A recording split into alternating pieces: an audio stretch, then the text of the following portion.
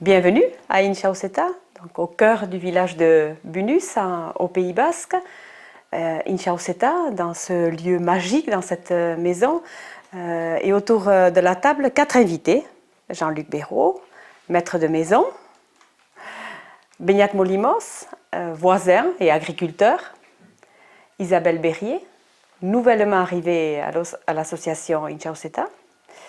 Et Éric Iturralde, maire de Bunus.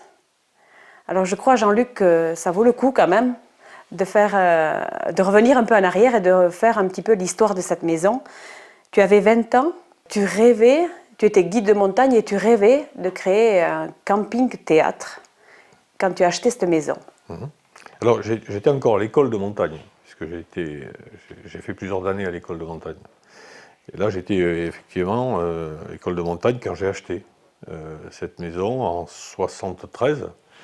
Et l'idée qui parfois était peut-être dans la mouvance de ce qui s'était passé 4-5 ans auparavant, l'idée c'était de créer, comme on crée des cafés-théâtres en ville, c'était de créer un camping-théâtre, c'est-à-dire un camping, un tout petit camping, qui permettait simplement de payer le fonctionnement de la maison, c'est-à-dire du lieu, quoi. Voilà.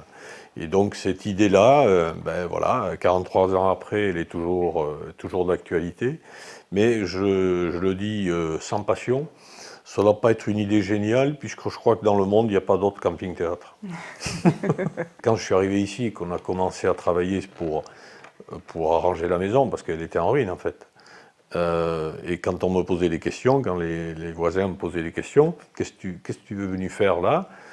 Un camping-théâtre. Alors un camping, ça parlait tout de suite, parce qu'il y en avait déjà un en plus à Bunus.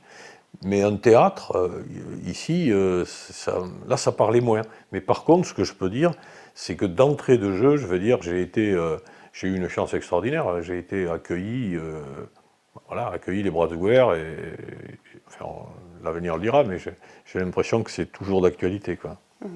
Alors Éric, justement, c'était ton grand-père qui était maire au début de cette histoire. Qu'est-ce qui se disait à la maison? Qu'est-ce qui se racontait quand vous avez vu arriver Jean-Luc, son père, commencer à faire des travaux dans la maison, parler du projet? Tu te rappelles un peu Alors c'est un peu loin pour moi, mais par rapport à l'image que dégageait Jean-Luc, chez nous, c'était une personne quelque part étrangère, puisqu'il n'était pas du village, qui venait pour lancer un camping. Donc déjà, en tant qu'entrepreneur, déjà ça plaisait bien parce que justement, voilà, il y avait une création de quelque chose dans le village. Et donc mes parents ou mon grand-père aussi, entrepreneur, voyaient ça d'un bon oeil.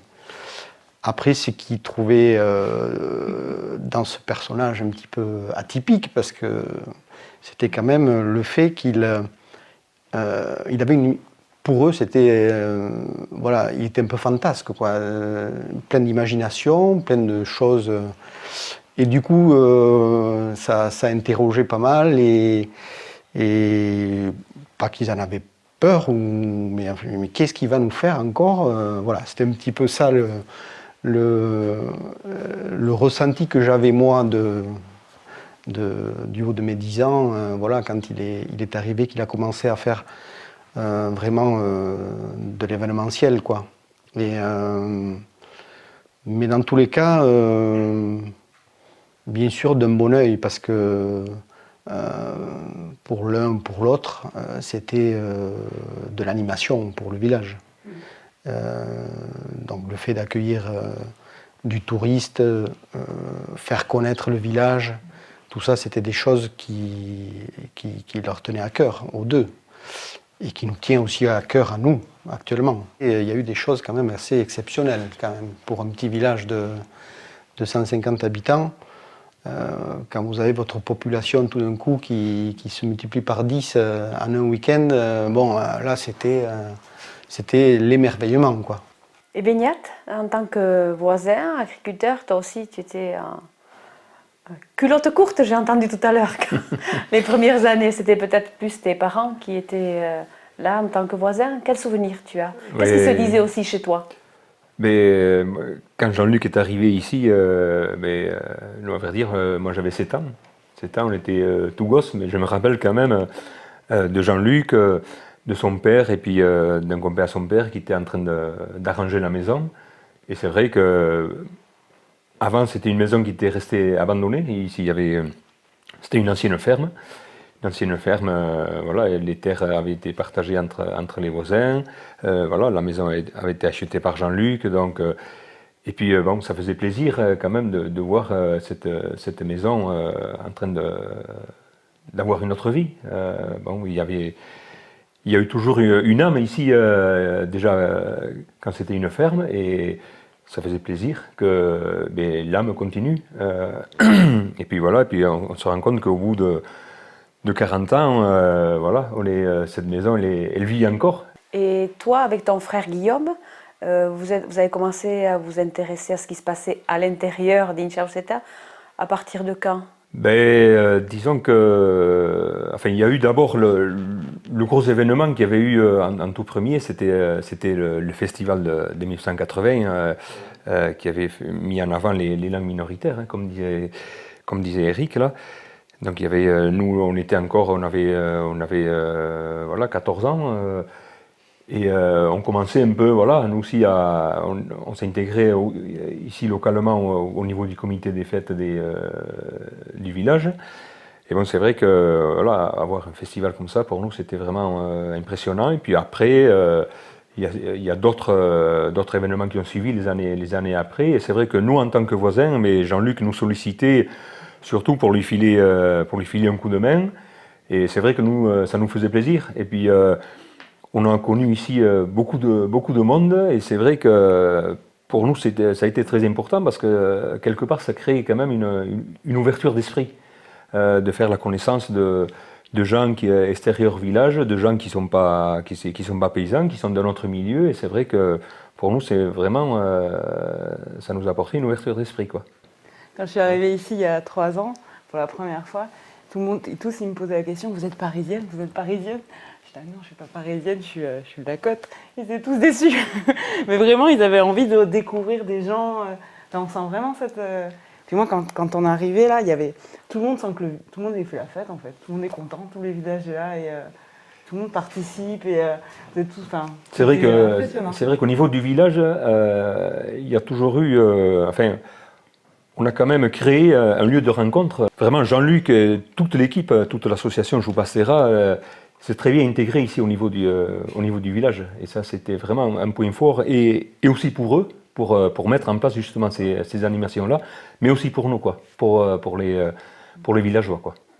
Alors Jean-Luc, on va revenir un peu sur les fondements un peu d'Inchauseta.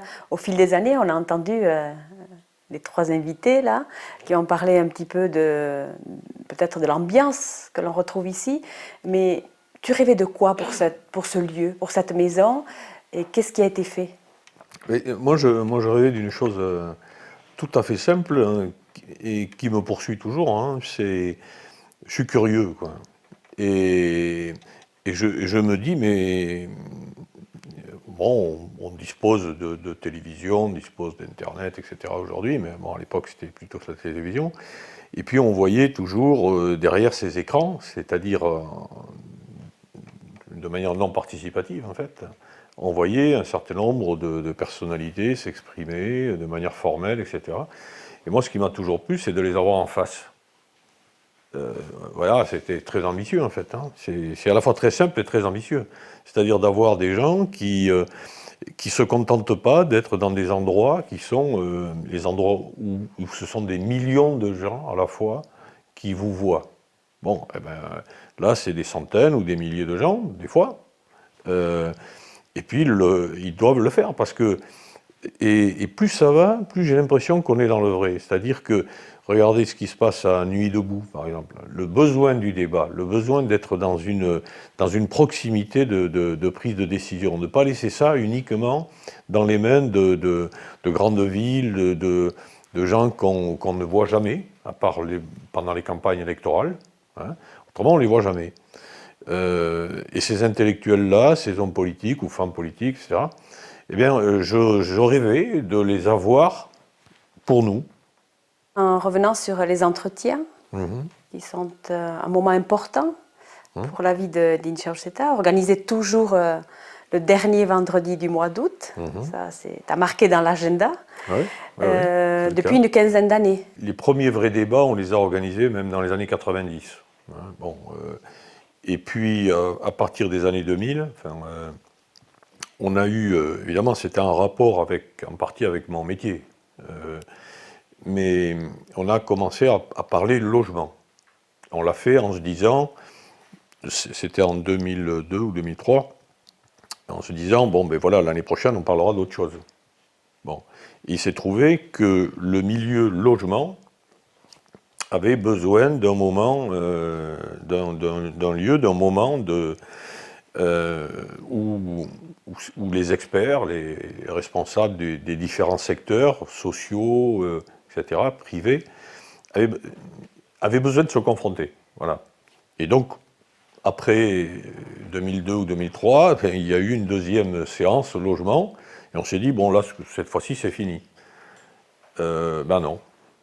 Cette question-là, elle a été réembrayée tous les ans, jusqu'à un moment où même on était obligé de refuser les gens. En fait, on commence pas en pensant aux invités, on commence en se disant quelle sera la problématique, quelle sera la question centrale qui devra être débattue de manière approfondie. Et une fois qu'on s'est mis d'accord, parce que là il y a une espèce de comité scientifique, on ne fait pas ça comme ça, on se rapproche d'universités, et ce sont les responsables de ces universités, enfin de ces unités, qui en discutent avec les étudiants, et finalement ce sont ces étudiants qui nous donnent de la matière. Voilà. Ça part de là, ça part d'assez loin. Et une fois qu'on a la problématique bien ancrée, bien précise, à ce moment-là, on pense aux invités. Les invités nationaux sont tous invités. Voilà. Et puis ensuite, le public local, lui, il n'y a pas de carton d'entrée, quoi, hein. On peut venir, qui veut venir, vient. Bon. Alors, évidemment, il y a des patrons d'entreprise, il y a des syndicalistes, il y a des associations, Fondation Abbé Pierre, etc. Et puis beaucoup de politiques, parce que c'est quand même eux qui, normalement, dans un pays démocratique, doivent donner le là. Et depuis que nous faisons ça, je crois qu'il y a presque une vingtaine de ministres, de gauche et de droite, qui se sont succédés, en ministres, anciens ministres, mais voilà. Isabelle, toi, tu t'es rapprochée de l'association assez récemment. Oui. C'est par la thématique que tu t'es rapprochée Alors, à l'époque, je travaillais pour le maire d'Anglette, Jean Espulondo, et il m'avait parlé, il y avait sa directrice générale adjointe aussi qui travaillait pour Sopastera, en tant que bénévole, qui était Anne-Laure David, qui m'avait parlé de cet événement ici, en me disant il faut venir ici, les thématiques du logement, on y aborde les thématiques du logement. J'étais à Bunus, ok. Bon, ben oui, je vais vous accompagner ici, on va voir ce qui s'y passe. Et je suis arrivée ici, et en fait, j'étais très étonnée de la qualité des débats. Enfin, les intervenants, les débats, même les gens après qui interrogent les intervenants, moi, j'étais fascinée en me disant, mais c'est un Bunus, qu'est-ce que c'est que ce truc ? Ben, je me suis dit que là, il se passait des choses intéressantes, qui ont des répercussions au niveau national en plus. Alors après, j'ai découvert que 6 mois après, il allait voir les parlementaires, l'Union européenne, pour raconter, pour débattre, pour raconter tout ce qui s'était passé à Bunus, alors dans cet endroit-là. Et qu'il se passait des choses et qu'il y avait des répercussions en plus au niveau national, voire européen. Moi, ça m'a complètement fascinée. Et je trouvais ça chouette qu'il y ait encore un lieu au cœur du territoire où on ait vraiment des débats, où on se dit vraiment les choses, où on tombe la cravate, où tout le monde est facile d'accès, tout le monde peut vraiment se parler. Et ça, j'ai trouvé ça fascinant. Et moi, je trouve qu'aujourd'hui, on a besoin de lieux comme ça et qu'on a besoin de raccrocher à la réalité ces grands experts ou ces grands hommes politiques et qu'à un moment donné, on se met juste autour d'une table et on discute sérieusement et on avance et on voilà. Et Eric, toi, depuis quelques années déjà, tu fais le mot d'accueil, donc souvent assis à côté d'un ministre, d'un député. Qu'est-ce que tu ressens à ce moment-là ? Et là, je vais enchaîner un petit peu sur ce que disait Isabelle. Donc, tomber la cravate, j'ai une anecdote par rapport à ça. Justement, ici, c'est un peu ce concept qui est intéressant. et qui intéresse aussi tout le monde. Ça se fait fin août, c'est la fin des vacances, les gens ils sont décontractés, ils arrivent dans un endroit qui est... Bon, je suis un peu... Voilà, parti pris, mais je veux dire, voilà, c'est magnifique, le cadre, c'est vrai qu'il est magnifique. Il est arrivé une année, j'étais le seul avec la cravate. Donc je m'étais mis moi en cravate, parce qu'on devait normalement, je crois qu'il y avait eu, la ministre n'avait pas pu venir, mais bon, je me devais d'être, voilà, convenable, on va dire. Et j'étais l'homme à la cravate, en fait. Je leur avais dit au mot d'accueil, bon, si vous voulez me reconnaître, je suis l'homme à la cravate, voilà. Et donc, tout ça pour dire qu'ici, c'est le concept qui est comme ça, qui a été choisi, voulu, avec un programme. Il nous a bien expliqué comment c'était construit en amont, donc qui explique qu'on a des entretiens de qualité. J'avais repris aussi dans la presse, à un moment donné, je ne connais pas exactement l'énoncé de la phrase, mais c'était dans le sens, si vous n'êtes pas à Bunus, vous n'êtes pas dans le coup, par rapport au débat sur le logement. Ce que je trouve étonnant, parce qu'on s'étonne toujours quand on a un organisateur comme Jean-Luc, c'est que voilà, il arrive à faire venir des gens, certes, avec une renommée nationale, voire internationale.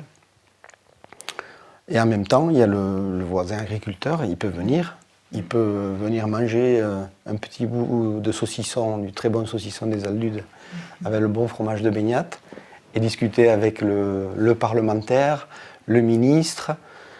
Bon, et où c'est que vous voyez ça ? Ben, je pense qu'on ne le voit nulle part.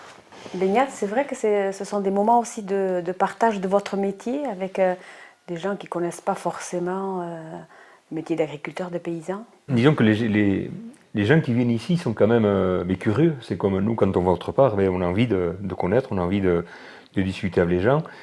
Moi, je suis vraiment content que les gens viennent vers nous, qu'on ait aussi la possibilité d'aller vers eux. Et c'est vrai que je dirais que c'est très convivial.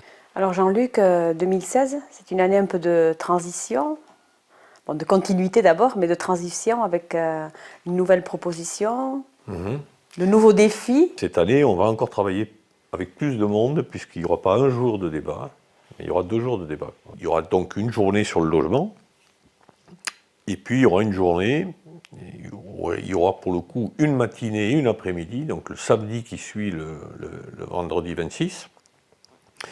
Le matin, on va aborder la question des ressources, la manière dont la planète a besoin qu'on réfléchisse à l'utilisation de ces ressources, alors agricoles, halieutiques, donc la mer, et puis bien sûr l'énergie. Et on aura des spécialistes, des grands spécialistes qui sont là, des spécialistes de ces questions. Et puis le deuxième débat l'après-midi, on abordera la question du travail, au-delà de ce qui se passe aujourd'hui, c'est-à-dire de la loi Khomri. Demain, les uns et les autres, c'est quel type de travail? Et donc il y aura là aussi un certain nombre d'experts, sociologues, économistes, qui seront là, y compris du Pays Basque. Et puis, parce que 2017 c'est demain, nous aurons, qui répondront à ces différents experts, eh bien, des candidats à la présidence de la République, ou tout du moins aux primaires, qui seront là, un certain nombre. Pour l'instant, on est encore un peu plus de 2 mois de l'événement, mais un certain nombre ont déjà donné un accord de principe. Et ça sera intéressant de les entendre. Et pour reprendre ce que disait Eric tout à l'heure, ce que disait le maire, eh bien, pourquoi pas à Bunus, Eric? Pourquoi pas à Bunus? Comment vous rêvez d'Inchauseta pour cette année et les années qui viennent? Baignat, d'abord, peut-être, en tant que... Je ne sais pas si on peut se projeter trop sur le futur, mais c'est vrai que nous, comme je l'ai dit au début, mon souhait, ça serait que vraiment ça continue ici, quoi. qu'il y ait des personnes voilà, qui fassent vivre ici cette maison, qui organisent aussi vraiment des débats de société. Je crois que voilà, ici les gens connaissent maintenant et voilà, ce qui sort d'ici eh bien, peut servir aussi à un niveau national et peut-être aussi international. Et je crois que c'est ça qui est important aussi, quoi, qu'on fasse vivre le débat. Et moi, mon souhait, ce serait que vraiment on soit encore nombreux pour faire vivre les débats ici, quoi. Isabelle, peut-être on peut dire un petit mot sur le pont qui est fait entre entretien, débat et la partie culturelle, événementielle, avec un petit mot, on ne va pas trop dévoiler, pour inviter les gens à venir voir Esperanza, mais tu peux peut-être... En fait, le débat, il se fait aussi dans le spectacle. Et depuis le début, comme il disait, il y a 40 ans, son rêve c'était camping spectacle ou camping, comment c'est ? Théâtre. Oui. Cette idée de débat et de spectacle a toujours existé finalement. Moi je suis étonnée de voir qu'au bout de 40 ans, il y a encore finalement ce côté débat l'après-midi et puis le soir spectacle. Mais parce que en fait, le spectacle, ça éveille les consciences et ça fait aussi partie du débat. Et cette année, ils ont mis les bouchées doubles. Et il y a une très très jolie comédie musicale qui est en train de se mettre à l'œuvre avec une vingtaine d'artistes, avec vraiment une jolie histoire pendant 2 jours en français et le dimanche en Lascara. Donc après, j'en dis pas plus. Mais ça va être un joli moment. Je pense à l'esprit qu'est cet endroit-là. Et non, on va passer de belles soirées de spectacle également.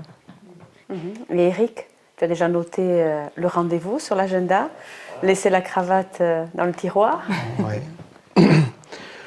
Mais moi, ce que j'espère par rapport à tout ce qui se fait ici à Inchalcheta, c'est que tous les débats, tout le questionnement qu'on a sur toutes les problématiques, un jour, on n'est plus à se poser les questions. On sent bien que malgré toute la mobilisation, tout ce qui est fait en amont, le résultat, il n'est pas évident, il n'est pas au niveau où on l'attend. Là où je suis satisfait quand j'entends ce qui va se faire là prochainement, de parler d'autres problématiques aussi. Pas que le logement, il faut arrêter d'en parler, au contraire. C'est normal, tout le monde a le droit au logement. Mais c'est bien d'avoir aussi une ouverture. Ici, on est vraiment dans un milieu agricole. Faire des liens ou des ponts avec l'environnement. Peut-être qu'aujourd'hui encore, on ouvre un petit peu et peut-être qu'on va... voilà, on est en train de gratter le petit filon pour essayer de trouver d'autres solutions à d'autres problématiques qui sont peut-être moins difficiles à résoudre que le logement. Comment dire qu'on n'a pas de chance ? Quand on entend ce qu'on vient d'entendre, chacun l'a dit à sa manière, et puis l'enthousiasme est là. Ici, il n'y a pas de moines soldats, il n'y a pas des gens qui pensent que les choses peuvent se régler comme ça. Il y a beaucoup de travail, effectivement, mais si ça dure depuis tant de temps, c'est que derrière le travail aussi, il y a une manière de travailler qui fait que les gens sont contents de se retrouver, quoi.